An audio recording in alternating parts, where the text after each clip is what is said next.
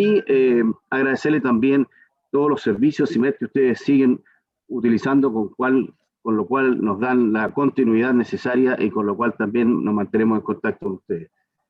Para recordar lo de siempre, acuérdense que los micrófonos van a estar silenciados para evitar ruidos, ¿no es cierto?, y otros que puedan distraer a nuestros relatores. También les comentamos que terminada esta se les va a mandar la grabación, ¿no es cierto?, la grabación de esta misma charla para que la puedan compartir. Ojalá la puedan compartir con todas las personas que puedan estar interesadas dentro de sus empresas y cercanas, a quien también les invitamos, por supuesto, a nuevas charlas, conferencias.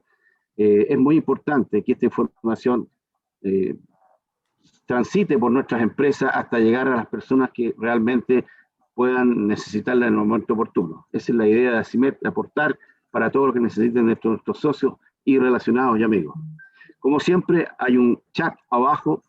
De hecho, ya nos han llegado varios saludos. Correspondemos entonces a esos saludos. Gracias por los saludos que nos llegan, no solo por este medio, también por mail, cada vez que hacemos una de estas videoconferencias, en que hemos tenido muy buena aceptación de parte de los socios. De la misma manera, si usted estima que hay otros temas que puedan ser importantes, no olviden, ¿no es cierto?, de mandarlo por el mail o por este mismo chat para ir así delineando nuestra programación de videoconferencia en el año. De algunos avisos gremiales, ¿no es cierto? Como siempre, una vez al año, el día 9 de junio, tendremos nuestra Asamblea General, donde nosotros renovamos la mitad de nuestro directorio todos los años, y esto es una sana costumbre para ir renovando directores. Todos los años renovamos la mitad de los directores. Son 14 directores, se renuevan todos los años 7, ¿no es cierto? Y una vez cogidos estos 7, más los 7 que pasaron del año anterior, se conforma un nuevo directorio, y entre el directorio se elige el presidente de ACIMED, que puede ser, ¿no es cierto?, cualquiera de ustedes. Informarle también a los socios, ¿no es cierto?, hemos retomado nuestra alianza con Codelco, ¿no? Codelco quiere tener nuevos proveedores, siempre buscando calidad y seriedad en el cumplimiento. Este día viernes vamos a presentarle 4 empresas más de ACIMED, 4 empresas socias de ACIMED. Los que deseen estar en estas presentaciones, por favor inscribirse con www.acimed.cl, donde nuestro jefe encargado de estudio, ignacio.canales@acimed.cl, podrá recibir esta información e incorporarlo a este programa. Ha sido muy, muy, muy interesante esto. De hecho, tenemos ya unas solicitudes directas y concretas de Codelco sobre mecanizado para quien le pueda interesar.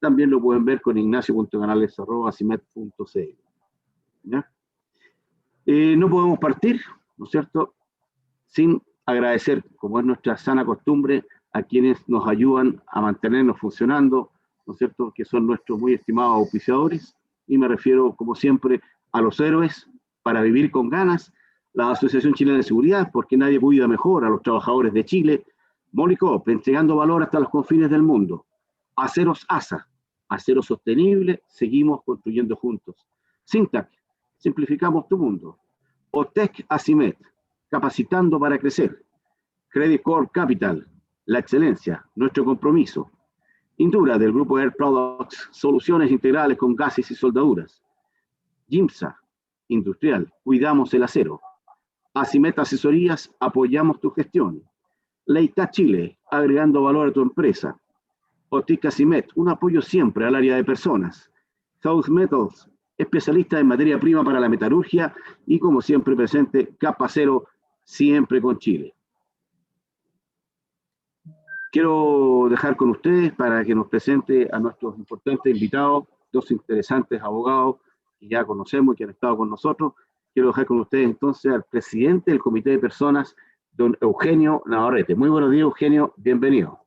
Hola, buenos días, Marcelo, buenos días a todos. Y primero saludarlos, decirles que estamos muy contentos de la participación y el tiempo que le dedican ustedes a estas presentaciones. Hoy día tenemos el tema importante, que es el teletrabajo, con nuestros abogados Luis Parada y Diego González, del área laboral de DLA Piper en Chile. Estamos muy contentos con este tema. Al mismo tiempo, decirle que la humanidad está sufriendo el encierro y el confinamiento más grande que ha tenido en las últimas décadas, lo cual nos ha llevado a experimentar y trabajar desde nuestros hogares, teniendo algunas dificultades, por supuesto, como los espacios reducidos, la sobrecarga laboral y sobre todo el tiempo de trabajo dedicado en nuestros hogares, lo cual también nos produce ciertas dificultades que queremos abordar a través del punto de vista legal.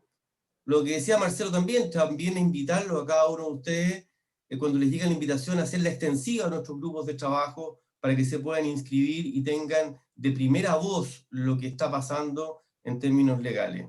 Vamos a salir de esta pandemia si estamos unidos, y como gremio debemos hacerlo y no actuar como llaneros solitarios en esta pandemia. Estando unidos vamos a poder conseguir muchas más cosas y poder apoyarnos entre nosotros. Sin más, los dejo con don Luis Parada y la presentación. Muchas gracias y buenos días.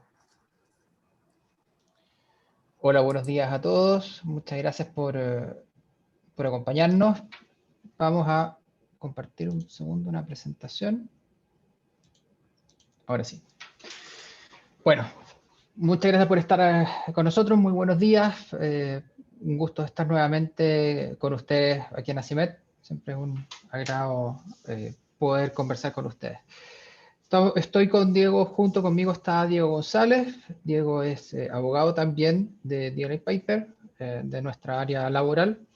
Trabajamos juntos y hoy día lo que vamos a revisar son los desafíos del teletrabajo, un año de vigencia de la ley, ¿ya?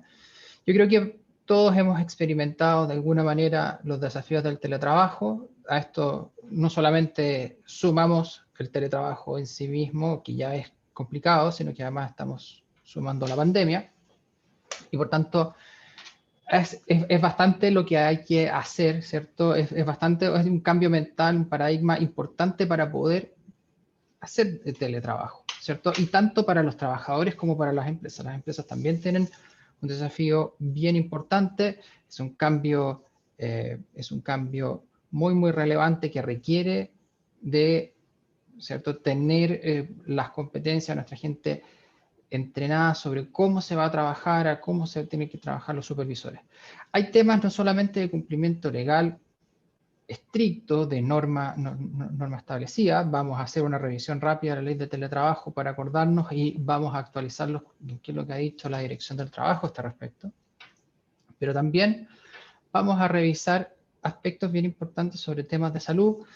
Hoy día, como mencionaba Marcelo, creo que en algún momento se han hecho charlas sobre salud mental. El tema de salud mental es un aspecto bien importante dentro del teletrabajo.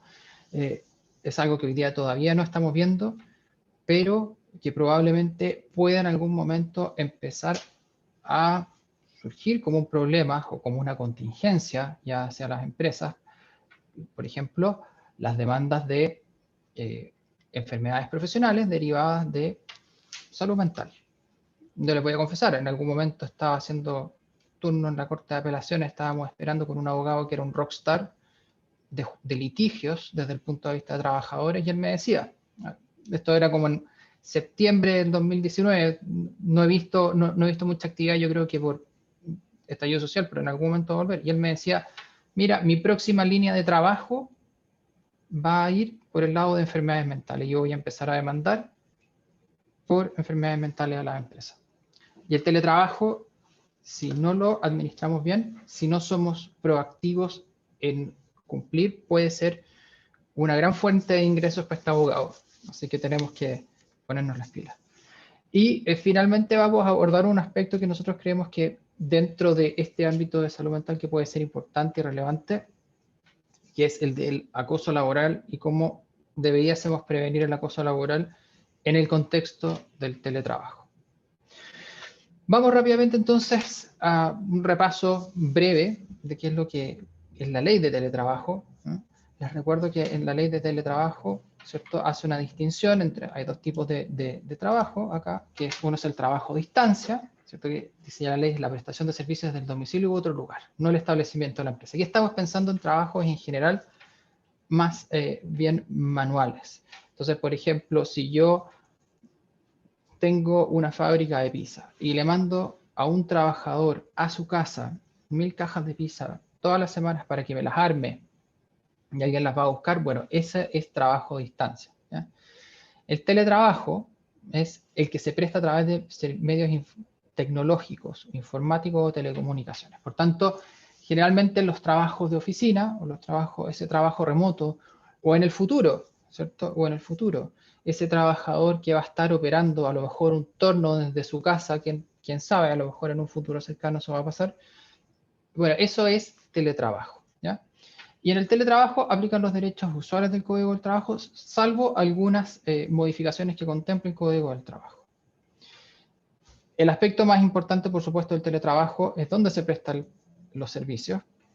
La ley señala, les recuerdo que puede ser el domicilio del trabajador, también se puede pactar, o si es un servicio susceptible de prestarse en diferentes lugares, ¿cierto? Puede pactarse que el trabajador elija libremente el lugar. O sea, podría ser el domicilio, podría incluso ser el de un tercero, o sea, es un lugar fijo que señala el trabajador, o bien ustedes pueden dejar la libertad del trabajador para que determine libremente dónde lo va a prestar.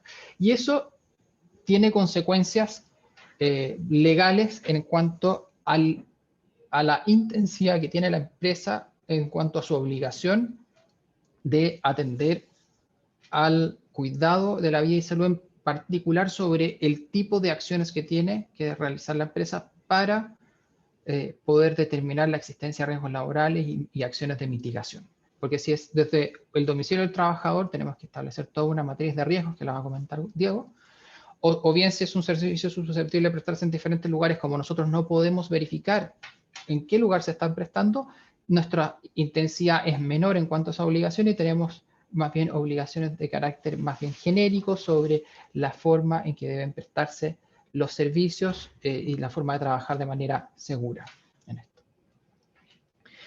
Cuando se pacta, sabemos que tenemos dos alternativas, al momento de firmar el contrato o posteriormente en un anexo. Y eso tiene también consecuencias importantes. ¿Por qué? Porque solamente si es posterior, en cuanto al momento de la firma de un anexo al contrato de trabajo, las partes tienen este derecho al retracto unilateral. O sea, cualquiera de las dos partes, sin expresión de causas, dando un aviso por 30 días de antelación y por escrito, puede decir vuelvo al trabajo. Por supuesto, esto es algo que en pandemia, evidentemente, nadie podría ejercerlo mientras estemos en una cuarentena obligatoria, pero que en la medida que nos vayamos normalizando, esto puede ocurrir. Lamentablemente, las opciones del Código del Trabajo son dos y son muy restrictivas. La verdad es que el contrato, el Código del Trabajo habla al momento del inicio de la relación laboral, cuando si se pacta al inicio de la relación laboral no se puede modificar, entonces el lugar de prestación de los servicios, si no es de manera bilateral. ¿Qué quiere decir esto? Si yo inicio una relación laboral con un teletrabajador, ¿cierto? Yo no le puedo exigir unilateralmente después que vuelva, ni tampoco la persona me lo puede imponer, sino que requerimos un anexo en el que de común acuerdo pactemos el retorno o la ida de ese trabajador a mis instalaciones, ¿cierto? Lo que puede ser a veces complicado, sobre todo si ustedes están contratando durante una cuarentena, ¿cierto? Ese trabajador va a empezar en teletrabajo y claro, ahí es importante que establezcan muy claramente que en ese señor que está empezando, que esto es a plazo, que es una situación excepcional, solamente por la cuarentena y que cuando termine la cuarentena va a volver sin perjuicio que después haya que retornar a las casas para seguir teletrabajando. Pero es importante que lo hagan porque si no, como les decía inicialmente, pueden decirnos, no es dada la restricción del Código del Trabajo, no puede modificar el lugar si no es con el consentimiento del trabajador. Se puede establecer la alternancia, medidas de alternancia entre trabajo a distancia y teletrabajo y asistencia a la empresa. O sea, yo podría decir, oye, vamos a pactar en el contrato o en el anexo del contrato, 2 días teletrabajando, 3 días en la empresa, no hay ningún problema. Recordemos que esta es una ley que fue dictada al inicio de la pandemia, pero que está pensada para una situación de trabajo normal en realidad, ¿no? En caso de establecer alternativas de combinación, por ejemplo, 2 días teletrabajando, otras semanas 4 días y 3 y así, es elección del trabajador con aviso a la empresa con a lo menos una semana de antelación. En cuanto a jornada, rigen las mismas reglas del trabajo presencial, por tanto nosotros vamos a tener trabajadores sujetos a jornada y trabajadores que no están sujetos a jornada, ¿ya? Para los sujetos a jornada aplica lo que está acá, que son las reglas generales, o sea, máximo de 45 semanales, distribuida entre 5 y 6 días, no más de 10 horas de jornada ordinaria y no más de 2 horas extras. Las condiciones son las mismas. Dice la ley que, y por tanto también podemos tener una segunda clase de trabajadores, que son los trabajadores no sujetos a jornada, o lo típico del artículo 22, que eso, como ustedes saben, depende de la naturaleza del cargo. O sea, si no tienen una jefatura superior inmediata que fiscalice, yo puedo tener un teletrabajador sin sujeción a jornada. Ahora, dice la ley que también los trabajadores a distancia pueden distribuir libremente su jornada en los horarios que mejor se adapten a sus necesidades. Aquí hay un dictamen de la Dirección del Trabajo, a pesar de que la ley es muy clara en decir que esta modalidad de trabajo o esta modalidad de jornada solo opera para trabajadores a distancia, la Dirección del Trabajo recientemente dijo que también podría operar para un teletrabajador. Por tanto, yo puedo tener teletrabajadores con jornada fija de 9 a 5 de la tarde con media hora de descanso. Puedo tener teletrabajadores sin sujeción a jornada, o sea, artículo 22, o podría tener un trabajador a distancia también con distribución libre de su jornada en los horarios que mejor se adapten a sus necesidades. Entonces el trabajador puede trabajar de 9 a 5, de 10 a 6, de 11 a 7. Él define. Ahora, si eso ocurre, igualmente la empresa no es lo mismo que la libertad de jornada, no es lo mismo que que no estar sujeto a una jornada. Y aplican las mismas restricciones. O sea, si el trabajador define, ¿cierto?, el horario que mejor mejor puede trabajar o distribuir su jornada, tiene que igual cumplirse esto, no más de 10 horas diarias, no más de 45 horas semanales. La sugerencia en ese caso nuestra es que si ustedes van a implementar esto, es ideal que en el mismo contrato de trabajo se diga, como les decía inicialmente, usted podrá trabajar en la jornada que más le acomode entre cualquiera de las siguientes: 9 a 5, 10 a 6, 11 a 7, etc. Pero que esté fijada, porque de esa manera ustedes van a poder, si aplican esto, van a poder tener claridad de cuándo, del control, porque a ustedes les van a exigir controlar esto y que las personas no excedan, ¿ya? La ley, como ustedes saben, requiere un registro de cumplimiento de jornada para aquellos trabajadores que están en jornada y habla de un mecanismo fidedigno. Finalmente, la Dirección del Trabajo no ha dicho lo que es el mecanismo fidedigno, pero hay varios sistemas ya aprobados que básicamente venían desarrollándose de antes por varias empresas chilenas en general. Así que ya hay bastante claridad de cuáles son los proveedores, por lo menos, que deben contratarse para esto. Ya, bueno, ya hablamos de los señores con artículo 22. Bueno, en teletrabajo aplican las mismas reglas del trabajo presencial en cuanto a jornada, y por tanto para los trabajadores no sujetos a jornada o artículo 22 aplica exactamente lo mismo, ¿ya? Por tanto, la ley dice, oiga, yo voy a presumir jornada de trabajo si hay supervisión o control funcional sobre la forma y oportunidad de las labores. O sea, si yo tengo una jefatura que me dice qué, cómo, cuándo, dónde, y está permanentemente controlando lo que yo hago, si me fiscalizan, lo más probable es que me digan, ese señor no es artículo 22, sino que ese trabajador es sujeto a jornada, páselo a jornada. No hay una innovación de la ley en este punto. Eso nos puede también pasar con el trabajo presencial. Si ustedes tienen gente bajo artículo 22 que tiene una jefatura inmediata que controla, como les decía, permanentemente cómo, el qué, cómo y cuándo se hacen las labores, probablemente no estamos bajo un artículo 22 real, ¿ya? Aquí es lo mismo, solo que se explicita en el Código del Trabajo. En cuanto a los descansos, aplican lo mismo de todo trabajador. Por supuesto está el más importante o la mayor innovación, que es el derecho a desconexión, ¿cierto? Que aplica para los trabajadores del artículo 22 y los que tienen libertad de distribución de jornada. ¿Por qué no aplican? Ustedes me preguntarán, ¿por qué no aplican los trabajadores que tienen jornada? Porque eso ya tienen asegurado un descanso. Si yo digo de 9 a 6, a las 6:00 se me acaba el trabajo y yo a las 6:01 yo estoy descansando y nadie me puede decir nada. Como es más difícil con los trabajadores con artículo 22 o con libertad de distribución de jornada, es más complejo determinar cuándo descansan. Y aquí hay el derecho a desconexión es bastante claro porque ¿qué significa esto? Es un derecho a no responder comunicaciones, órdenes u otros requerimientos. Y es de 12 horas en un periodo de 24. O sea, es un derecho que está absolutamente garantizado y es uno de los aspectos quizás más importantes, prácticos y de rápida implementación que se debe cumplir. Esto no solamente implica que durante estas 12 horas la persona no tiene la obligación de responder, o eventualmente yo puedo recibir comunicaciones, pero también implica, para que nos acordemos, que durante periodos de descansos, permisos, vacaciones, o sea, si alguien está con licencia, alguien está con vacaciones, dice la ley, hay una prohibición de efectuar comunicaciones, formular órdenes o requerimientos. Entonces hay que ser muy cuidadoso con esto y probablemente si alguien está de vacaciones y necesitan mandarle un correo y no es urgente, o necesitan decirle, oye, fulano, tal día nos vamos a juntar a hacer tal cosa y eso después de vacaciones, la sugerencia es traten de reservarse. Porque si no, eventualmente podemos, si vamos violando este deber y estas restricciones, podemos eventualmente ir generando un estrés que nos va a reventar, ¿eh? Que nos puede eventualmente reventar.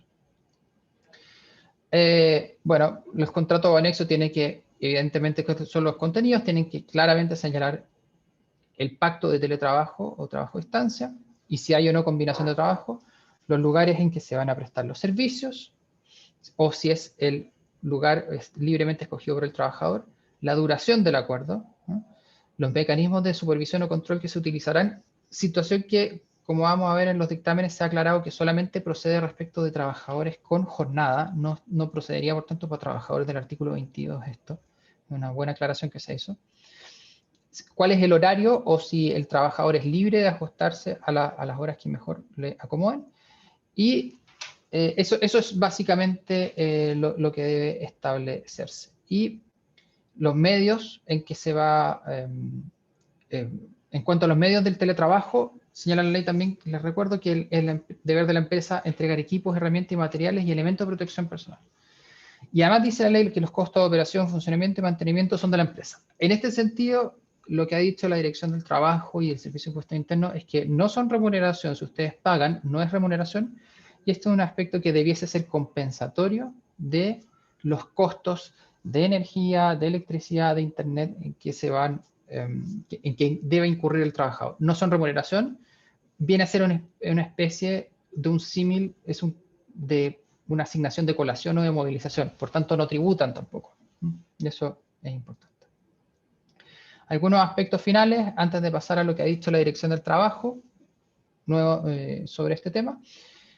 Derechos que establece la ley, derecho a acceder a las instalaciones de la empresa. Nosotros no podemos prohibirle a un trabajador el acceso a las instalaciones.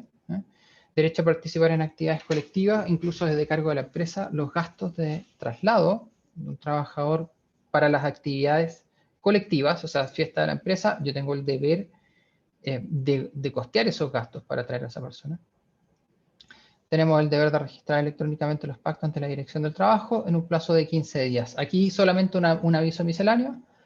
En el mes de octubre, el 1 de octubre va a entrar en vigencia la Ley de Modernización de la Dirección del Trabajo y este tema del registro electrónico ya va a ser para todo tipo de contratos de trabajo, para carta de terminación y además para para cualquier otro documento que se va a fijar mediante un reglamento antes de la entrada en vigencia de esta ley el 1 de octubre. Así que esto que les pongo acá del registro, tenemos que empezar a acostumbrarnos porque no solamente va a regir para este contrato en particular, sino que para todo tipo de contratos y cartas de terminación. ¿Qué es lo que ha dicho la Dirección del Trabajo un año de vigencia de la ley? Dictámenes importantes. Los que están acá. Vamos a ver, ha dicho sobre combinación, sobre todos los puntos que están acá y vamos viéndolos rápidamente. Primer punto sobre combinación de jornadas con y sin límite. Esto es lo que se dijo en noviembre del año pasado, que está la posibilidad de acordar que el trabajador preste servicios con y sin sujeción a jornada de trabajo, pero en la medida que sea jornada separada. Es decir, yo puedo pactar que en una semana el trabajador esté sujeto a 45 horas y que en la semana siguiente no esté sujeto y esté afecto al artículo 22. Ahora, igual dijo el dictamen, es bien importante, y eso para que lo tengan presente, que evidentemente, tal como lo comentábamos hace un rato, ¿se acuerdan cuando les decía que la sujeción artículo 20, o sea, el artículo 22, el famoso artículo 22, depende de la naturaleza de la posición? Lo que dice la Dirección del Trabajo en este dictamen dice, sí, esto podría pasar teóricamente, pero estamos hablando entonces de una posición que en una semana tiene fiscalización superior inmediata y en una otra semana no, cuando aplicaría el artículo 22. Por tanto, tendríamos que estar en una situación, si la Dirección del Trabajo se topa con un anexo así, probablemente va a poner foco a cuál es la naturaleza y si realmente hay o no fiscalización superior inmediata, porque es un poquito de laboratorio, ¿ya? Pero se los comento porque fue en su momento muy, muy acordado. Ahora, lo que no puede pasar es que en una misma semana yo diga, mira, de lunes a martes tú trabajas en la empresa y estás sujeto a jornada, pero de miércoles a viernes trabajas desde tu casa y no estás sujeto a jornada. O sea, puede ser o toda una semana sujeto a jornada o toda una semana sin sujeción a jornada, ¿ya? A eso se refiere el dictamen. En cuanto a equipo y herramientas de trabajo, se aclaró en enero de este año que en cuanto al deber de proporcionar equipos, herramientas y materiales de trabajo, incluyendo elementos de protección del personal, y asumir los costos de operación, funcionamiento, mantenimiento y reparación de equipo. Aquí lo que dijo básicamente la Dirección del Trabajo es un poco lo que les comentaba antes, me estoy adelantando. Son de naturaleza compensatoria. O sea, lo primero, equipo, herramientas y materiales los entrega la empresa y además tiene que mantenerlos funcionando. Acuérdense que los elementos de protección personal van a salir de la matriz de riesgos que se levante, pero evidentemente también son de costo de la empresa. Y habla del deber de la empresa de asumir costo de operación, funcionamiento y mantenimiento y reparación. Por tanto, evidentemente cualquier desperfecto, o sea, si yo necesito instalar un software, será de costo de la empresa. Si yo necesito arreglar un equipo, será de costo de la empresa. Y el mantenimiento, lo mismo, ¿ya? Hay un dictamen relacionado en esto, a esto, en el que se dijo por la Dirección del Trabajo, la ley dice que el trabajador no puede ser obligado a utilizar sus propias herramientas, ¿ya? Y lo que dijo la Dirección, creo que yo con buen criterio, dijo, mire, no puede ser obligado, pero eso no significa que el trabajador no pueda utilizarlo si las partes así lo acuerdan. Ahora, lo único que dijo es que si así lo acuerdan, la empresa tiene que pagar, ¿cierto?, algún tipo de compensación por ese uso, por ejemplo, por el uso de Internet. Lo más típico, si yo utilizo mi computador para el trabajo. Perdón, un segundo. ¿Pueden verme, perdón? Sí, Luis. Perdón, son los segundos que dejé, se me puso la pantalla totalmente en negro, no alcanzo a ver nada. Ya, bueno, aquí, perdón, ahora he vuelto. Cambios de asignaciones, esto es bien importante. Deben respetarse los términos convenidos respecto de la asignación de colación y su eliminación requiere el consentimiento de ambas partes. Aquí surgieron varias preguntas en cuanto a colación y movilización, ¿ya? Porque evidentemente cuando yo digo, oiga, yo le voy a dar colación, se hace dudoso definir qué es lo que va a ocurrir cuando estoy en teletrabajo, sobre todo con la movilización incluso, ¿no? O sea, ahora, la dirección no ha sido muy clara en este punto. Lo que ha dicho es que lo primero, como colación y movilización son asignaciones que no provienen de la ley, sino que son convencionales, hay que irse a la convención, hay que ver cuál es el pacto. Si el pacto eventualmente habla de por día de trabajo presencial, podría eventualmente, lo que da a entender la dirección es que da a entender que si fuera así de claro, podría cesar su pago de manera unilateral por la empresa. Pero, por ejemplo, el caso que salió en la prensa, claro, lo que dijo la dirección es, el acuerdo en particular habla de una asignación de colación por días de trabajo. No dice que sea presencial y, por tanto, usted no puede cesar de darlo, ¿ya? Ahí hay otro aspecto que no se ha determinado definir, que algo lo esbozó la Dirección del Trabajo, pero cuál va a ser la naturaleza si yo, por ejemplo, tengo que seguir obligado a pagar una asignación de movilización que no tributaba ni no contribuía a ella, ¿cierto? Porque no era su naturaleza de remuneración, Si es que el trabajador sigue teletrabajando y yo no puedo cesar de darla, bueno, pasa a ser remuneración, por lo menos por ese periodo. Entonces, ahí hay un aspecto que la dirección esbozó, pero que no se metió a fondo sobre si, por ejemplo, tenemos que cotizar por este periodo. Ahora, insisto, la dirección lo que nos ha dicho es que se tienen que entregar sí o sí, dice depende del texto, ¿ya? Pero evidentemente la recomendación nuestra que hemos dado siempre a nuestros clientes es que, independiente del texto, cuando esto se negocie, ¿cierto? Traten de alguna manera, si lo van a dejar de dar o va a disminuirse, tratemos de llegar a los acuerdos con los trabajadores o con los sindicatos para evitar toda duda, porque la verdad es que si no, la incertidumbre puede ser importante y queda a la interpretación de la Dirección del Trabajo o de los tribunales, ¿ya?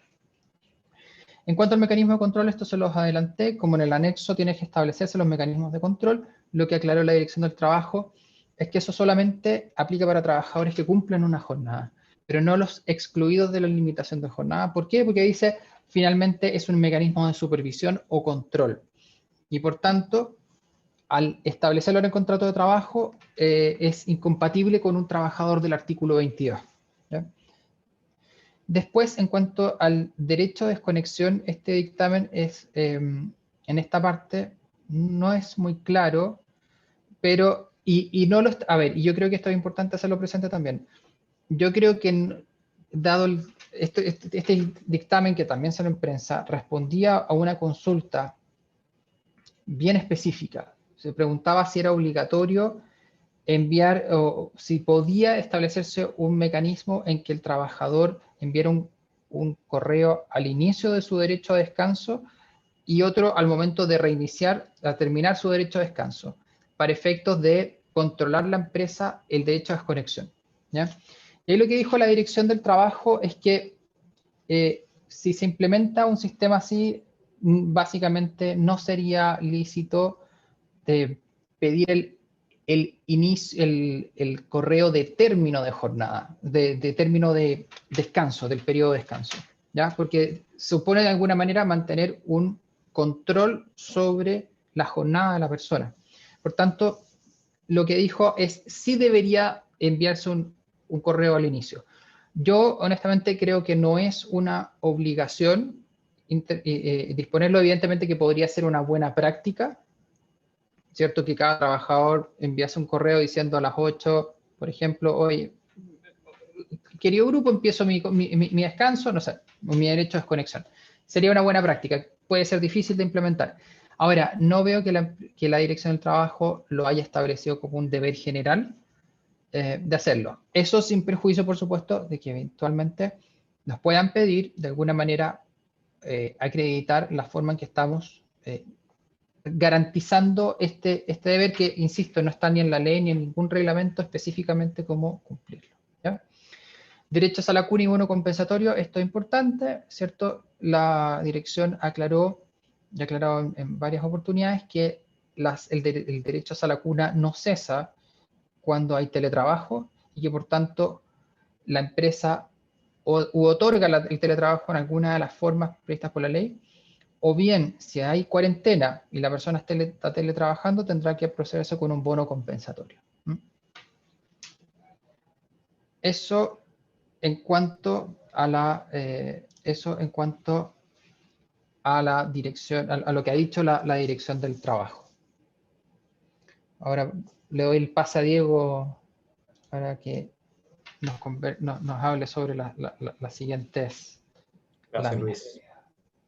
Voy a compartir. Un segundo.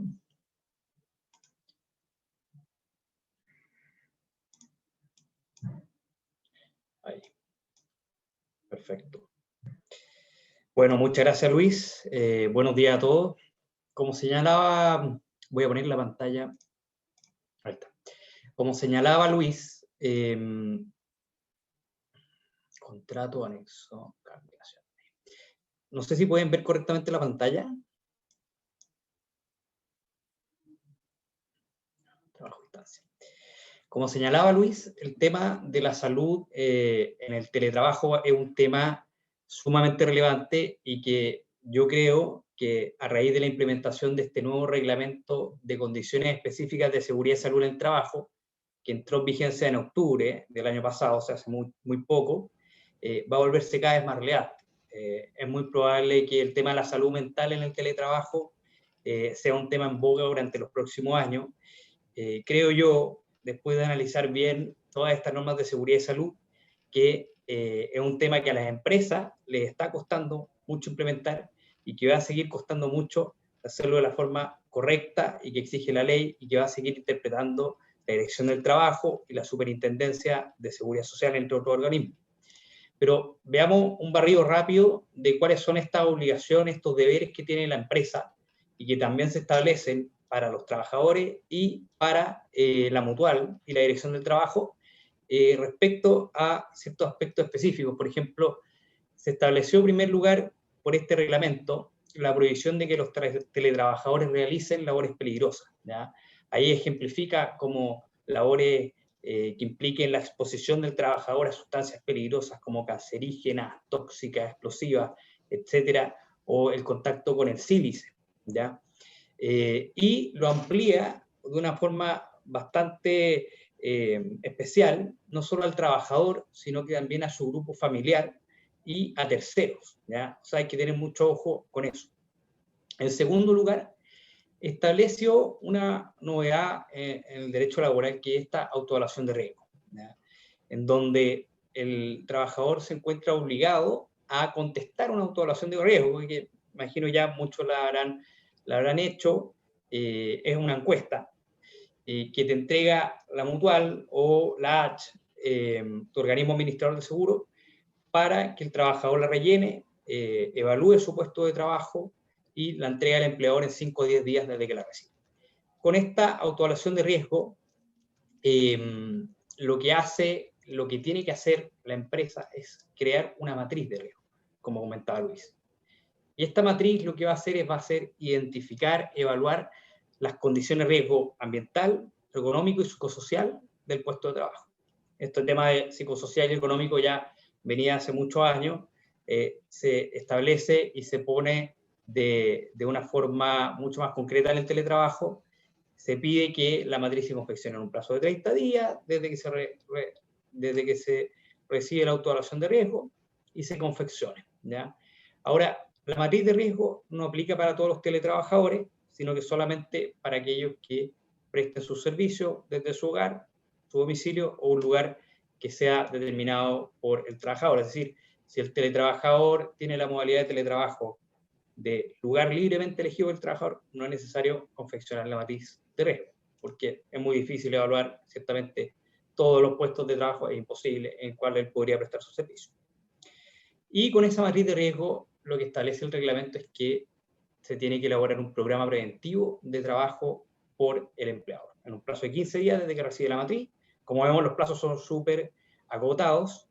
Se tiene que elaborar este programa preventivo. Obviamente aquí la empresa le pide su asesoría a la mutual, a la H, para que le revise la matriz de riesgo, revise la autoevaluación, y con eso y sus comentarios crean el programa preventivo de trabajo.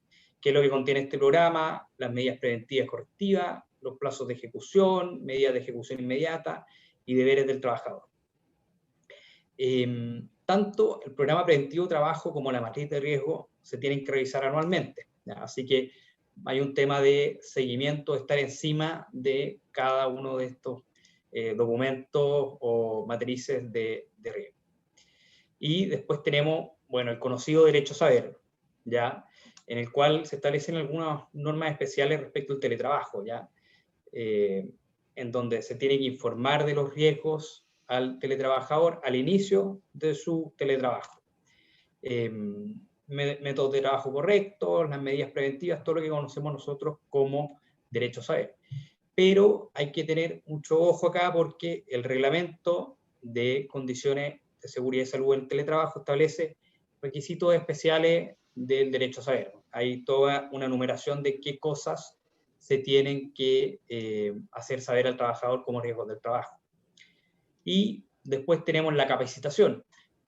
Acá hay también un tema que es bastante novedoso, es que se establece una capacitación obligatoria al teletrabajador, que no tiene que durar menos de 8 horas y que se realiza a lo menos cada 2 años. ¿ya? Esa capacitación la puede realizar el empleador o la puede realizar también su organismo administrador del seguro, y trata sobre las principales medidas de seguridad y salud en teletrabajo. ¿Ya? Actualmente hay pocas empresas que hayan logrado implementar toda la matriz de riesgos, por lo menos lo que nos ha tocado ver, pero ciertamente lo que ha pasado con la dirección del trabajo es que, a nuestra opinión, se ha centrado más en fiscalizar temas de escrituración del teletrabajo, de las jornadas de trabajo, del derecho a desconexión, y se ha dejado quizá un poco más atrás los temas de seguridad y salud. Yo creo, personalmente, porque es un tema que primero comenzó a implementarse en octubre, después de abril de la ley de teletrabajo, por lo tanto se está dando un plazo más quizás extenso para que las empresas se vayan adaptando, porque son hartas obligaciones que hay que cumplir. También se establece un cambio en los reglamentos internos porque te pide la ley que se incorpore la obligación la prohibición de que el trabajador no pueda prestar servicio en teletrabajo bajo los efectos de las drogas y el alcohol. Y nosotros también recomendamos que se actualice los riesgos de teletrabajo en el reglamento interno. Y todo este sistema, estos 7 puntos, se tienen que siempre controlar y vigilar por el empleador, ¿ya? Y eso lo puede hacer con inspecciones. La ley habla de que el empleador puede inspeccionar el lugar de trabajo del trabajador, puede ir a su domicilio, por ejemplo, pero siempre con el consentimiento expreso del trabajador. Si el trabajador no quiere, ahí tenemos un problema, no se va a poder ir, ¿no? Y se va a tener que hacer quizás una inspección de forma electrónica con la cámara del computador, muéstrame tu puesto de trabajo, y también lo puede hacer la mutual. Probablemente muchas de estas tareas las empresas van a buscar su apoyo en la mutual o la ACH para que le ayude, pero lo más relevante de esto es que al momento de implementarlo se esté atento a respetar los derechos fundamentales del trabajador, su intimidad, su privacidad. Y respecto a los riesgos, comentar que lo que establece el reglamento es que la empresa se tiene que esforzar por eliminar, reducir y controlar los riesgos en su fuente. Si eso no lo logra, tiene que entregar, como decía Luis, los elementos de protección personal para que los trabajadores puedan disminuir los riesgos sobre esos riesgos. Y acá pueden ver un diagrama de la Superintendencia de Seguridad Social donde esboza un poco qué es lo que, cómo van ocurriendo los pasos, ¿ya? de la implementación de estos sistemas, ¿ya? Por ejemplo, se señala ahí que una vez que el empleador envía el contrato de trabajo a la Dirección del Trabajo y lo registra, en este plazo de 15 días que establece la ley, tiene que hacer envío de la autoevaluación de riesgo, ¿ya? Esa autoevaluación de riesgo la contesta el trabajador en 5 o 10 días, con eso la empresa elabora la matriz de riesgo, la confecciona, se la envía al organismo administrador del seguro, el organismo administrador del seguro la devuelve con sus comentarios, el empleador elabora su programa preventivo y con eso va implementando todo su programa, su matriz, la mantiene actualizada, la supervisa a lo menos una vez al año, ¿ya? Y dentro de esta salud laboral, queríamos comentar el tema del acoso laboral. El acoso laboral ya en Chile ya no es algo que está regulado hace poco, ya tiene sus buenos años, pero en teletrabajo creemos que hay algunas cosas, algunas precisiones que es importante hacer en esta modalidad nueva de trabajo. ¿Por qué? El acoso laboral, ya varios de ustedes habrán tenido casos en sus empresas en donde existen acosos que son más bien patentes, ¿ya? Agresiones reiteradas, personas que las dejan aisladas, gente que la molesta mucho, etc. Pero aquí en el teletrabajo pueden darse un acoso laboral de forma más blanda o que pase más desapercibido. ¿Por qué? Porque a fin de cuentas en el teletrabajo el trabajador está expuesto a un medio remoto de trabajo, no un medio presencial, y el medio remoto entremezcla mucho la vida privada del trabajador con sus funciones, ¿ya? Uno está en el trabajo, la familia y la vida personal, y todo se entremezcla mucho y es difícil a veces generar esas líneas, esos espacios de diferenciación de forma clara. Y es por eso que el acoso laboral se puede producir de una forma quizás desapercibida.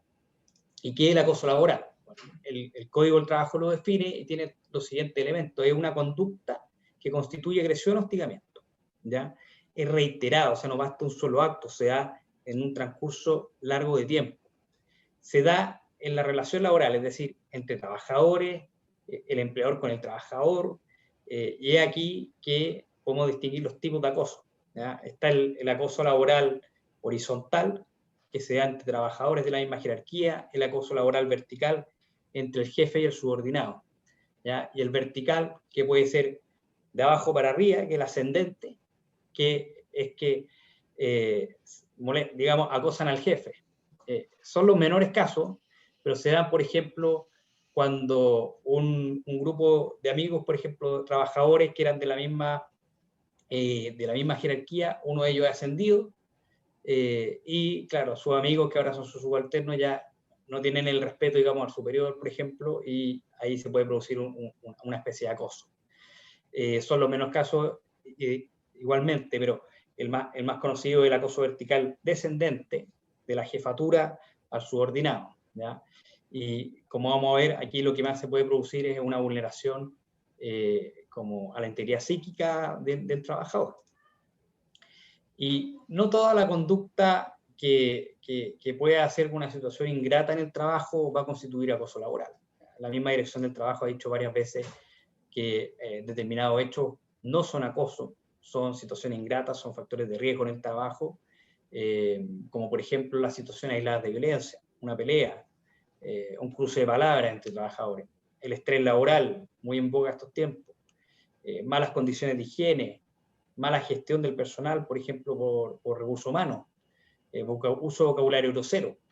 Entonces, en todos estos casos, sin prejuicio de que existen unas situaciones o factores de riesgo en trabajo y que va a deteriorar o va a producir un deterioro del ambiente laboral, aquí no estamos frente a acoso laboral, aquí no hay que implementar un procedimiento, pero sí, y aquí pasa mucho que las empresas dicen, si esto no es acoso ya no tengo que hacer nada. No se trata de eso, se trata de que no es acoso, no hay que seguir el procedimiento y la vía legal del acoso laboral, pero aquí sí hay un factor de riesgo. El empleador se tiene que hacer cargo por su deber legal de protección del artículo 184 del Código. O sea, el empleador protege la vida, la seguridad y la salud de los trabajadores y por lo tanto, si hay alguna situación así, tengo que intentar solucionar. Y volviendo al teletrabajo, ¿en qué nos tenemos que fijar? Primero que todo, en respetar la jornada pactada, los descansos y el derecho de desconexión. Aquí queremos evitar hostigar al trabajador con trabajo fuera de los horarios laborales, con escribirle reiteradas ocasiones en la noche, por ejemplo, para que conteste los emails, que se comunique con el cliente, estar disponible 24 horas del día, 7 días a la semana. Entonces, eso es lo primero en que tenemos que fijarnos. Y para fijarnos en eso, como decía anteriormente Luis, tenemos que distinguir qué tipo de trabajadores. Si es un trabajador con jornada de trabajo, que trabaja de 9 a 6, está muy claro. O sea, yo lo molesto de 9 a 6 y después de las 6 y antes de las 9, yo no tengo nada que decir. Si es un trabajador que puede distribuir libremente su jornada, aquí, claro, el dictamen de enero del 2021 de la Dirección del Trabajo decía, distíngame si es que este trabajador distribuye libremente su jornada, usted le puede pedir que se reporte entre el inicio y el término de su derecho de conexión. Entonces, yo así, empleador, sé cuándo lo puedo molestar. Pero si está exento de jornada, solo le puede pedir que se reporte al inicio de su derecho de conexión, no al término, ¿ya? Bueno, igualmente, ahí, como el derecho de conexión de 12 horas es un derecho que se ejerce de forma continua, son 12 horas, es cosa de sumar 12 horas para saber cuándo probablemente va a estar disponible. Probablemente, porque puede cambiar su jornada. ¿Qué otra cosa tenemos que fijarnos? Garantizar el acceso a las instalaciones de la empresa. Legalmente, por más que el trabajador esté teletrabajando de forma total, es decir, no tenga días que va presencialmente a la empresa, igualmente el empleador le tiene que garantizar siempre que si el trabajador quiere ir a las instalaciones de la empresa, pueda entrar, ¿ya? Puede ingresar. no aislar al trabajador. Yo creo que este va a ser uno de los puntos que más se va a dar en teletrabajo. Muy probablemente a todos nos ha pasado que después de varios días, semanas teletrabajando, uno jamás tiene el ambiente laboral que tenía o en la empresa, o en la oficina, o en la obra, donde estuviera. Uno intenta hablar, llamar a los compañeros, pero no es lo mismo. Entonces, hay que fijarse mucho en que el trabajador no quede aislado, ¿ya? Aquí se puede generar una especie de acoso laboral como de un hostigamiento silencioso, como negativo.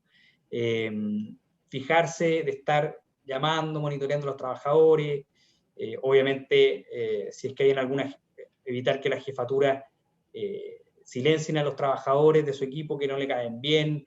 Imagínense, por ejemplo, que ahora que se trabaja mucho con Zoom o con Teams, mantener silenciado a un trabajador en una reunión, esas cosas pueden ser constitutivas de acoso. No inmiscuirse en la vida privada de los trabajadores. O sea, si es que uno está trabajando con la cámara prendida en una reunión, pasa el marido, pasa la señora, pasa un hijo, tratar de hacer un poco la vista gorda. No quiere decir uno que no puede hacer una broma, qué sé yo, pero tener cuidado y ojo y sensibilidad con esas cosas, y menos hacer comentarios que vinculen, aquí me estoy metiendo en cosas muy blandas, pero que vinculen lo que uno ve en la vida privada del trabajador con su trabajo, ¿ya? Por ejemplo, oye, tú no me hables de liderazgo porque yo he visto en tu casa que tú no tienes autoridad con tu hijo. O sea, un comentario así, pero por ningún motivo. O sea. Y por último, y aquí está lo más importante, los famosos mecanismos de control o supervisión del teletrabajo, ¿ya? Como decía Luis, cuando el trabajador está sujeto a una jornada de trabajo, en el contrato de trabajo, de teletrabajo o en el anexo, vamos a tener que señalar cuáles son los mecanismos de control, ¿ya? Por ejemplo, los más típicos son las plataformas que nos entrega hoy día la tecnología, Teams, Zoom, Meet, Office, Outlook, todo mecanismos de control. También se han ido generando nuevas tecnologías con el teletrabajo y hay plataformas que hacen un seguimiento mucho más invasivo del trabajador. Plataformas que uno tiene que hacer un reporte continuo, hacer clic en tal parte, o te dice si el trabajador se está metiendo a tal página, que cuánto tiempo lleva conectado, que cuánto tiempo está frente a la cámara, GPS, etc. O sea, hay, desde lo más y lo menos invasivo, hay un montón de plataformas que hoy día la tecnología nos permite clasificarlas como mecanismos de control. Pero recordemos que todo mecanismo de control está sujeto a las reglas generales de los mecanismos de control que tenemos hace 20 años. O sea, todo mecanismo de control de un trabajador tiene que estar en el reglamento interno, tiene que cumplir con no ser invasivo, con ser proporcionado, con ser necesario para lo que se está buscando. Lo más importante es ser idóneo, que solamente eso nos sirve para lo que queremos lograr. Entonces, nos han preguntado alguna empresa, por ejemplo, oye, el programa tiene un GPS para rastrear la ubicación del trabajador en tiempo real y durante toda su jornada de trabajo. Ya, ¿y qué es lo que hace el trabajador? No, el trabajador trabaja de oficina, él está todo el día frente al computador y trabaja en su casa. Bueno, ahí no parece proporcionado el mecanismo de control, el GPS. Pero, por ejemplo, si el trabajador es un chofer de camiones que llevan mercadería de alto valor, o yo tengo que coordinar cómo los camiones pasan de un lado a otro, entonces por motivo de seguridad o por motivo de hacer que el trabajo se pueda hacer, ahí es proporcionado. Entonces, todo esto se va a ver caso a caso, dependiendo de qué hace la empresa, qué hace el trabajador, cómo se vulnera su integridad, su privacidad, etcétera. Pero lo que está detrás de esto es que propendamos a una cultura de teletrabajo que sea sana, ¿ya? Que respete los límites tanto legales como los que se acuerdan con el trabajador, ¿ya? Y mientras estemos dentro de esos límites, vamos a estar bien utilizando de forma correcta los mecanismos de control. Y por último, les queríamos mostrar un poco en qué ha estado este último año la dirección del trabajo, cuáles han sido los temas más fiscalizados a nivel de empresa.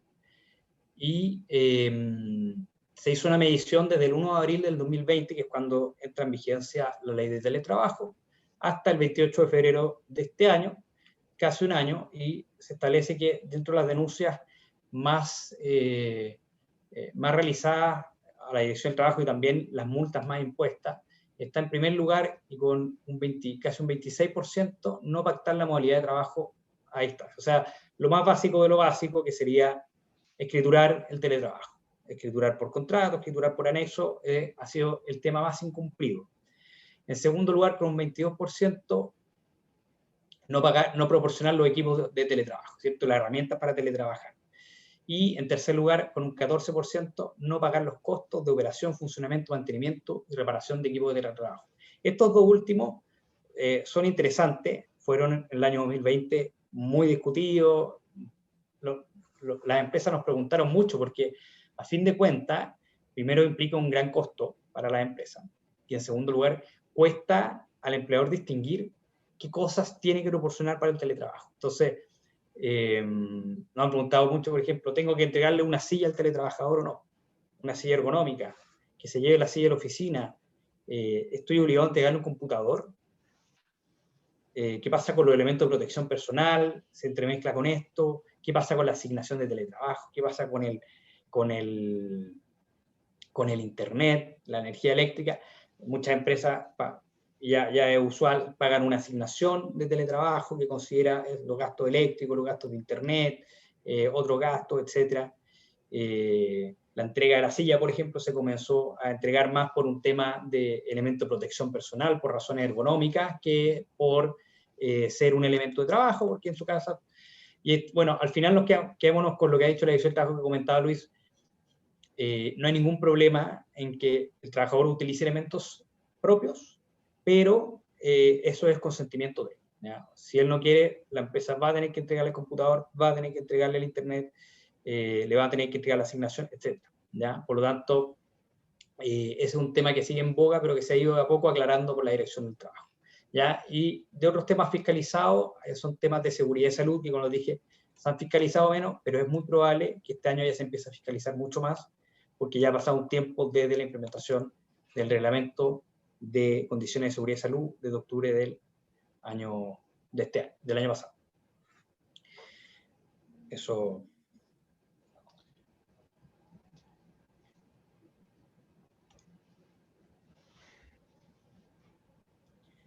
Yo no sé. Bueno. Sí, ahí. Perdón. No, muchas gracias a todos. No sé si alguien tiene alguna pregunta, o si tenemos tiempo para responderla. Ha llegado una pregunta que hay dos cosas. Una, me parece que tú lo explicaste, Luis, pero me gustaría que pudiéramos a lo mejor profundizar un poco más en eso. Una persona que está en teletrabajo y se va a otro domicilio, a una segunda vivienda, a pasar el teletrabajo, ¿está obligado a estar en la primera vivienda o en la segunda vivienda para el empleador, en el caso de requerirlo? Mira, ese es un súper buen punto, porque, a ver, la ley da la alternativa, ¿cierto? Dice, o bien se puede fijar en el contrato de trabajo un domicilio fijo, que es donde se debiese prestar los servicios y que está asociado mucho al análisis de riesgo de salud y seguridad del trabajo, o bien el trabajador puede escoger libremente un lugar. Si es que el trabajador fijó en el anexo un domicilio, lo lógico, el cumplimiento se debiese dar en ese domicilio, ¿ya? Ahora, si el trabajador incumple y se va a otro lugar, evidentemente no da, la intensidad de la infracción no va a dar para un incumplimiento grave, ¿ya? Pero evidentemente que a mí me genera otro estándar si es que, por ejemplo, ese trabajador, me fijó un domicilio, estableció, ¿cierto? Hicimos el levantamiento de riesgo para ese domicilio y ese trabajador, sin avisarme, sin hacer ningún cambio, se va a otra parte y se electrocuta porque ese señor no me va a poder decir después, oiga, es que sabe que yo estaba en unas malas condiciones laborales. No, pues, yo hice el análisis en su domicilio y usted se cambió sin que yo supiera, ¿ya? Entonces, ahí hay efectivamente, ese sería un efecto práctico. Como te digo, es una obligación, si es parte de las obligaciones del trabajador mantenerse ahí y debiese contar con el consentimiento. si se incumple, es muy probable que un tribunal, y yo lo echara a ese señor, me dijeran, no, usted no es suficientemente grave como para disponer, pero sí genera estas otras consecuencias. Hasta el momento de la revisión de jurisprudencia que hemos hecho, no hemos encontrado un caso así, pero nosotros creemos que de buena fe ese debiese ser la consecuencia principal.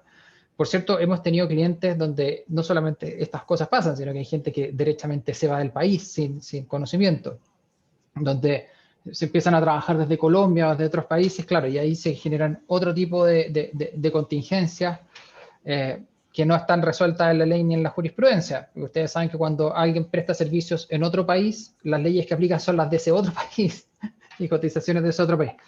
Creemos que de un tema de buena fe también, si yo no tenía idea, nadie me puede obligar a pagar cotizaciones en Argentina. Sería distinto si yo lo consentiere.